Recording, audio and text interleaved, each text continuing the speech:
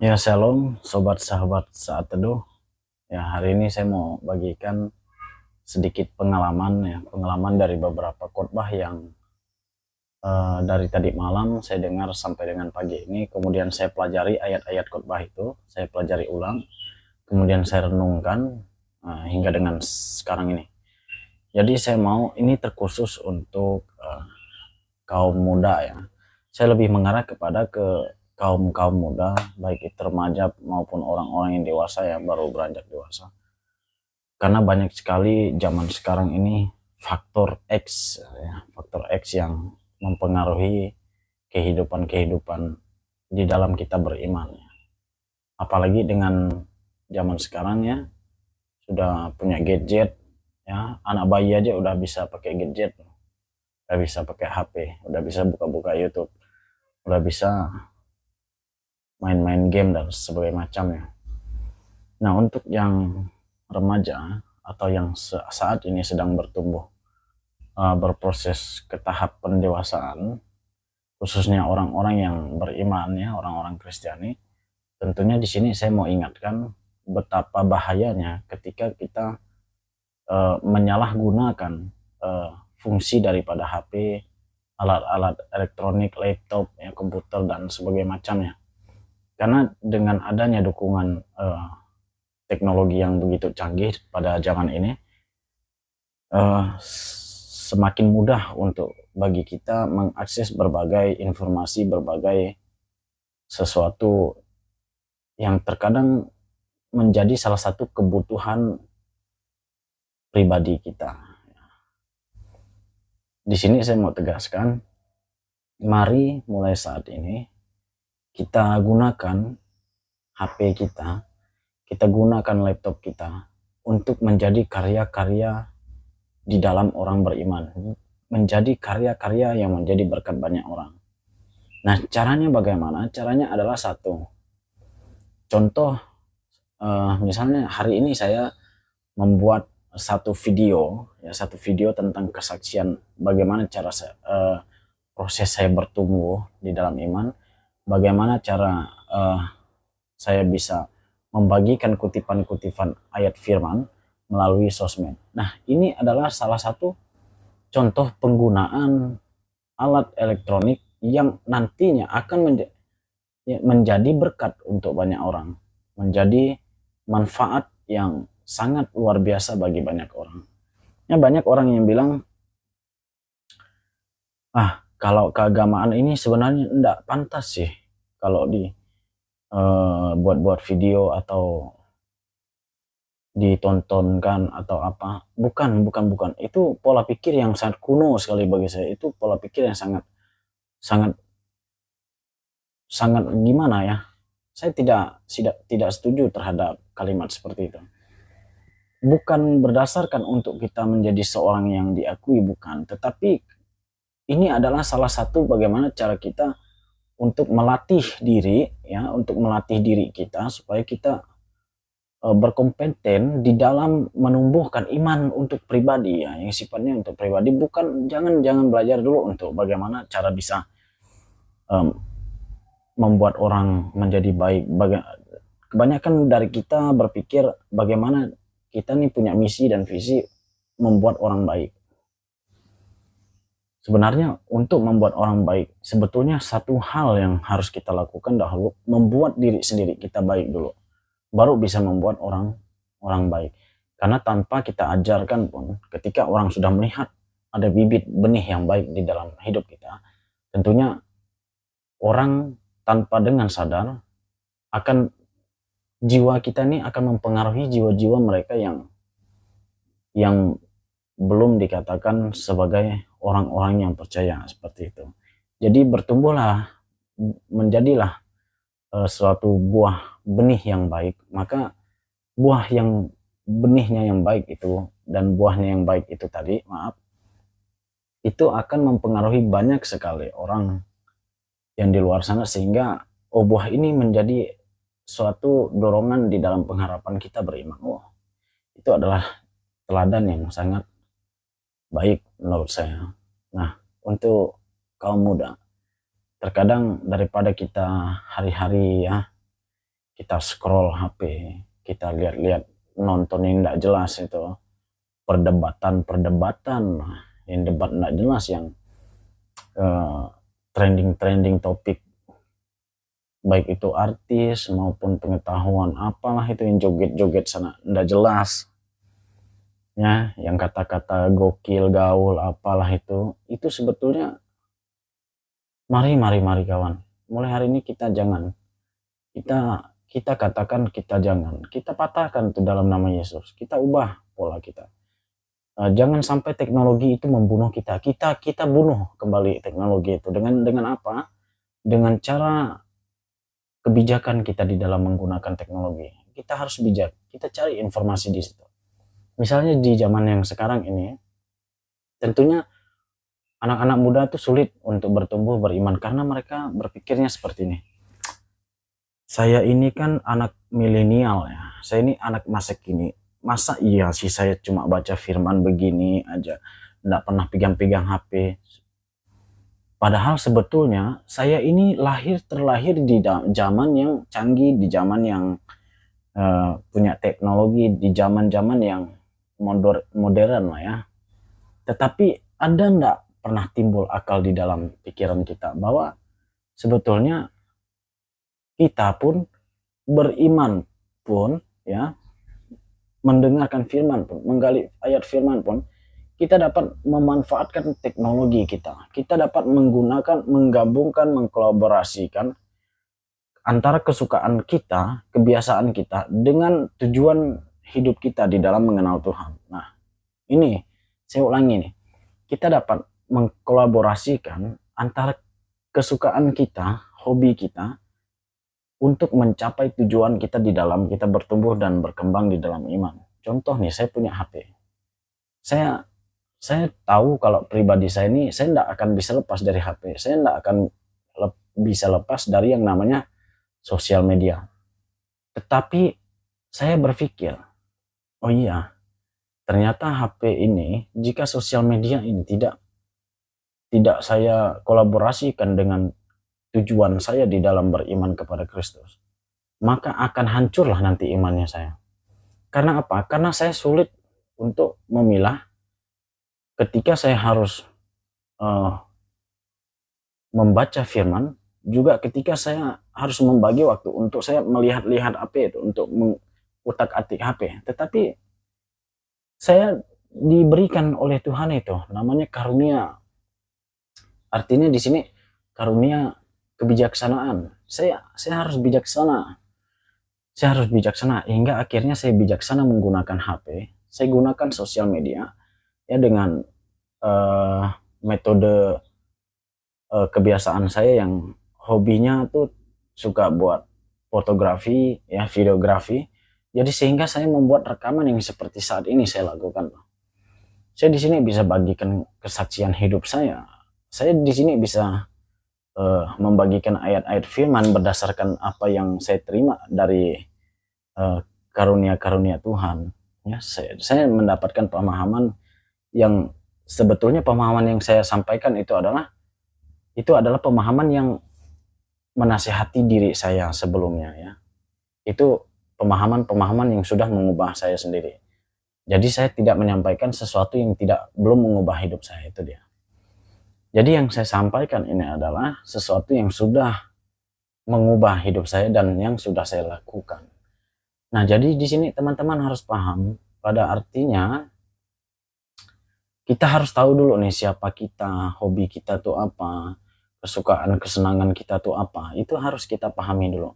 Nah, ketika kita sudah tahu nih apa hobi kita, kesenangan kita, kebiasaan kita, mari tujuan kita itu kan tentunya, oh iya, tujuan saya adalah menjadi penyembah Tuhan dan Allah. Tujuan saya ingin menjadi pelayan Tuhan. Tujuan saya ingin menjadi hamba Tuhan. Tujuan saya ingin mengenal Tuhan melalui firman-Nya. Tetapi bagaimana sih cara saya supaya saya membedakan atau membagi waktu antara penggunaan handphone dengan pembacaan Alkitab? Sebenarnya simpel sekali. Menurut saya bisa kolaborasikan antara kesukaan saya, hobi saya dengan tujuan hidup saya ini.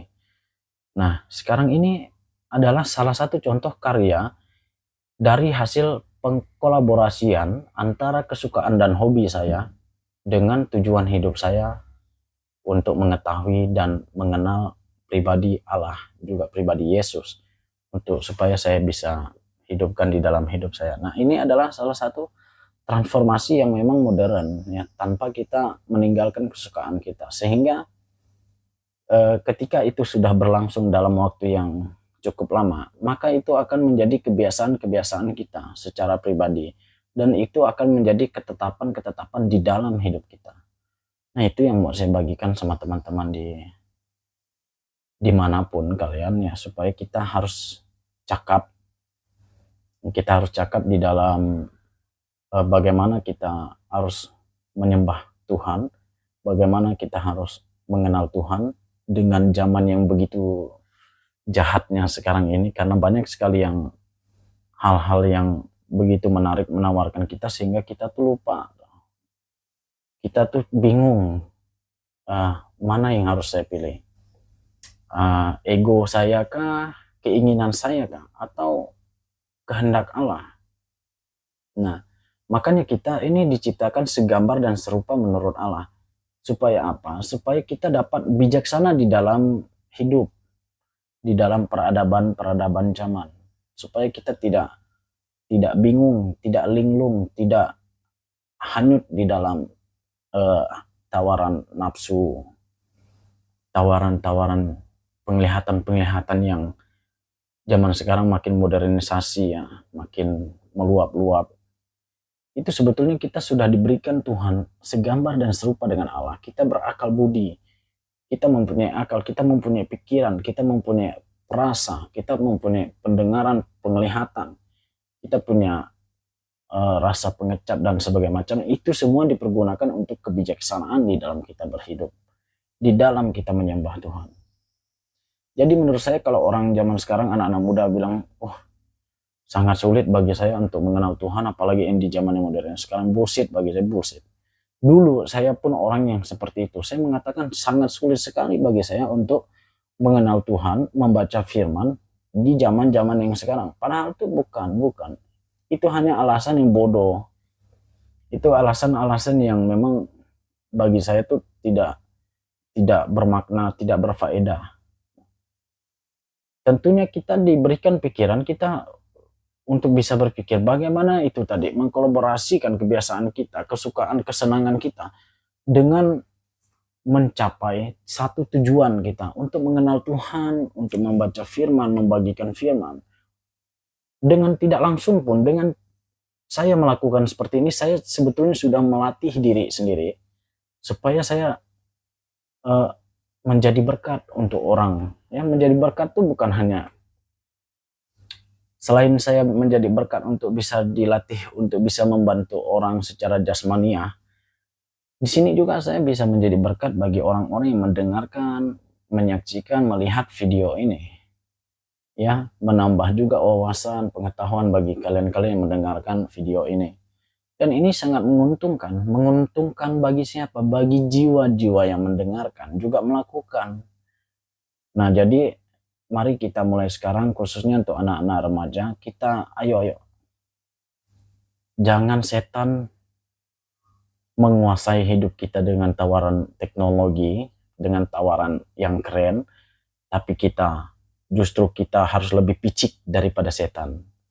Kita buat setan itu sampai dia tidak bisa berpikir lagi bagaimana cara menjatuhkan orang ini. Setan memberikan tawaran, iblis memberikan tawaran yang begitu nikmat kepada kita. Kita pakai teknologi, contohnya kita pakai, kita ambil. Tetapi kita harus bijaksana. Ini tontonan ini jangan. Saya suka buka YouTube nih. Saya suka buka HP, scroll. Scrollnya yang bermanfaat, scroll khotbah. Atau mencari kata-kata ayat firman.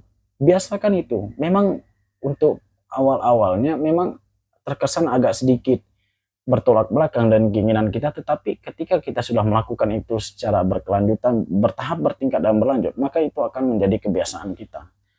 Setelah menjadi kebiasaan, maka itu akan menjadi karakter kita, karakter yang memang melekat pada diri kita.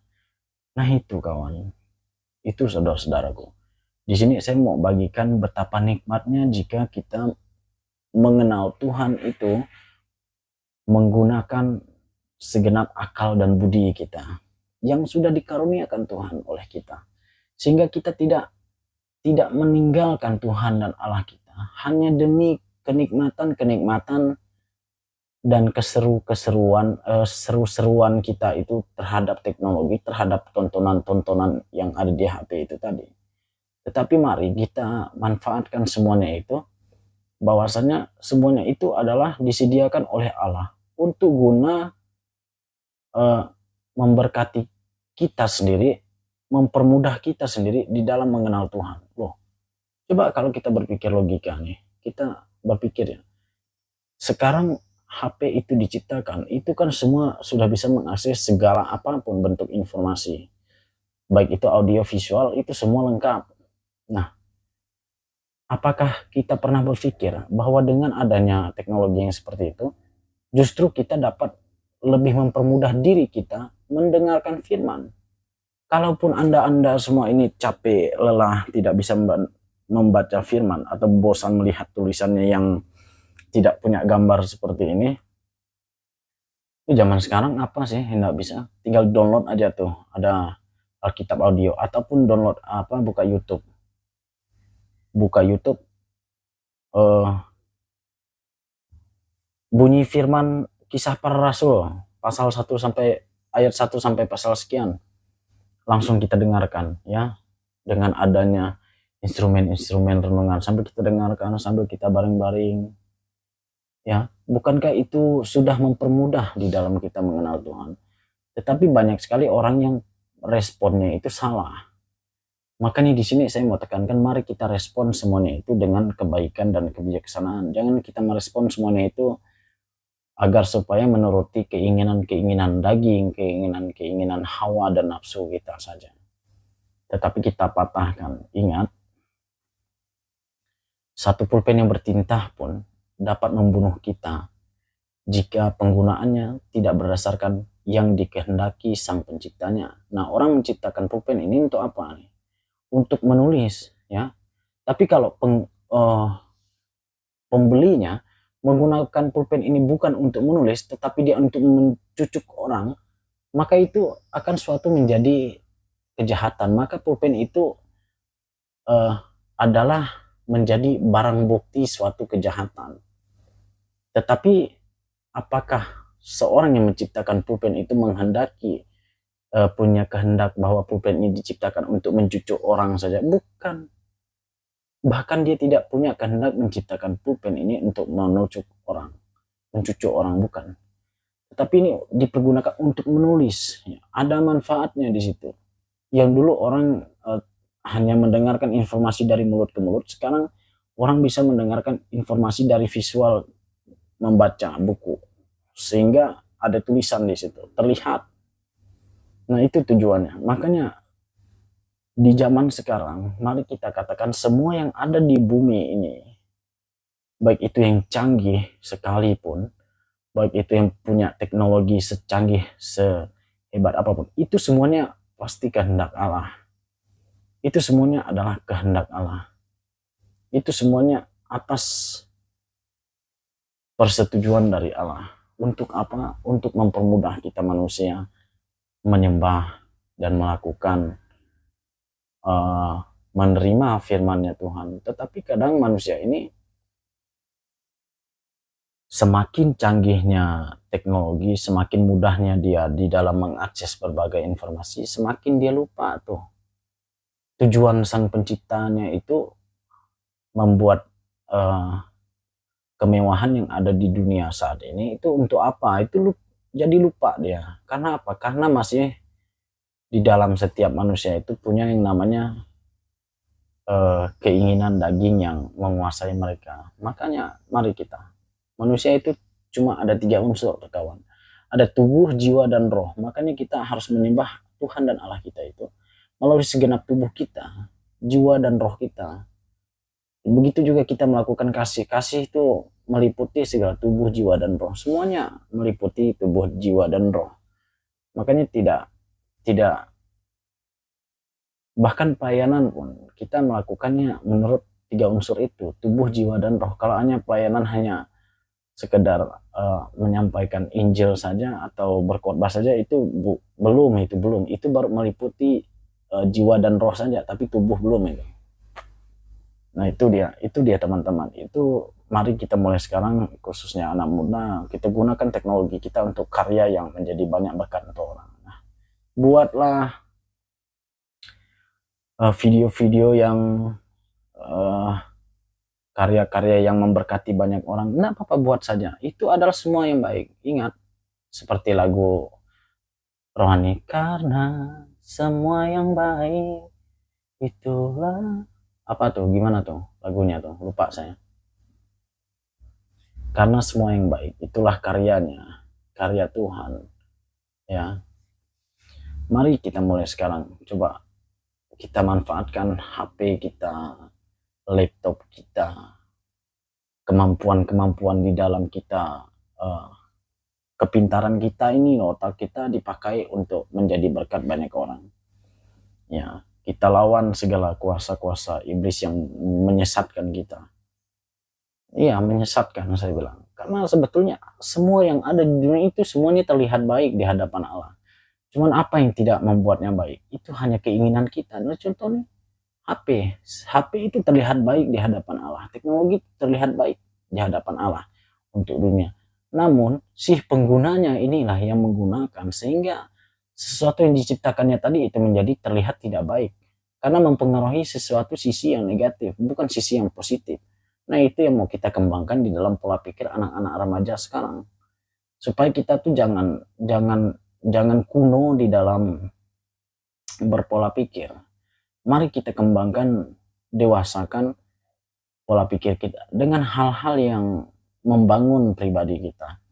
Hal-hal yang membangun pribadi kita tuh banyak hal, kawan. Bukan hanya harus kita datang kepada pendeta, bukan harus kita datang kepada orang-orang yang memang terlihat suci. Tidak.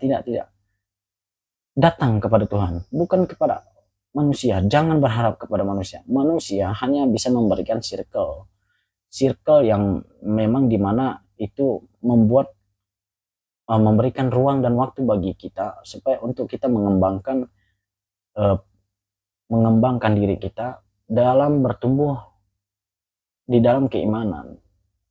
Ya, kalau anaknya sendiri saja 10 tahun hidup di dalam circle Tuhan, namun anaknya sendiri tidak berkembang, maka itu 10 tahun pun dia tidak akan menjadi orang yang mengerti firman. Minimal mengerti firman lah untuk diri sendiri, dan pahamlah tentang maksud dan tujuan firman yang kita baca itu tadi. Maksud dan tujuannya itu untuk apa? Minimal untuk diri sendiri aja dulu, jangan untuk orang lain. Sambil kita melatih diri. Contoh saya masih dalam melatih diri sekarang ini. Saya berbicara dengan video-video saya melatih saya berbicara. Sebetulnya saya bukan untuk memamerkan bahwa saya punya kemampuan kompeten, bukan. Tetapi secara tidak langsung, apa yang saya ucapkan sekarang ini, itu adalah sesuatu menjadikan yang mempertumbuhkan diri saya di dalam pemahaman saya terhadap firman yang tadi saya baca, maupun terhadap khotbah-khotbah yang saya dengarkan. Sehingga saya praktekkan ketika saya sudah menerima informasi ini masuk ke dalam otak saya nih, saya mempraktekkan ulang. Nah, di dalam saya mempraktekkan ulang ini, itu sebetulnya secara tidak langsung, sebetulnya saya sudah melatih, mengajarkan diri saya sendiri. Artinya saya sudah dapat mengukur diri saya sendiri terhadap apa yang saya pahami, apa yang saya terima, apa yang saya dengarkan. Nah, itu teman-teman, mari kita manfaatkan teknologi kita hari ini, mulai hari ini, dengan kuasa Tuhan. Karena ingat, tanpa ada Tuhan, tanpa ada Allah, tidak satu pun yang dapat dijadikan dari atas segala bumi ini, tidak satu benda pun yang dapat dijadikan di bawah kolong langit ini. Amin, saudara-saudara. Mari kita nyatakan hari ini, jangan kita kalah, jangan kita terbuai, jangan kita terhasut oleh pikiran-pikiran yang kotor. Kalau ada teman di kiri kananmu yang mengatakan, wis, jangan bertumbuh berkembang seperti itu dong. Itu sih kepujian namanya. Katakan bahwa itu iblis yang berbicara, ya. Bertumbuh dan berkembang yang punya sisi baik untuk diri sendiri, itulah baik adanya, ya. Saya juga pernah berpikir ketika saya berdoa, Tuhan, sepertinya saya tidak pantas untuk berdoa kepada Tuhan. Sebetulnya bukan saya yang berbicara, tetapi iblis itu, iblis, katakan iblis, setan itu. Saya disuruh berdoa, saya ini baru aja kemarin tobat, misalnya ini ya, misalnya nih, kemarin saya baru aja bertobat, tetapi saya pengen berdoa. Tapi saya lihat kiri kanan nih, malu saya mau berdoa, karena saya tuh merasa tidak pantas. Itu iblis. Saya katakan lagi, itu iblis. Itu adalah setan. Itu kuasa iblis. Ingat, Tuhan sudah mati di kayu salib itu 2000 tahun yang lalu. Itu sudah melayakkan kita dan memantaskan kita sebagai umat-umat yang diampuni. Ya, umat-umat yang sudah diampuni. Kita itu sudah tidak terikat lagi dengan yang namanya dosa. Namun bagaimana cara untuk kita memperoleh karunia keselamatan itu? Yaitu menuruti segala kehendak Allah. Berdasarkan tubuh, jiwa, dan roh kita. Sembahlah Tuhan dan Allahmu menurut dengan segenap hatimu, dengan segenap jiwamu, dan dengan segenap akal budimu. Ya, shalom sobat sahabat teduh. Tetap semangat, Tuhan Yesus memberkati, selamat beraktivitas, jangan lupa untuk berkarya di dalam nama Tuhan, berbagi berkat, karena dengan berbagi berkat, sesungguhnya kamu telah membagi berkat terhadap dirimu sendiri. Haleluya, Tuhan memberkati.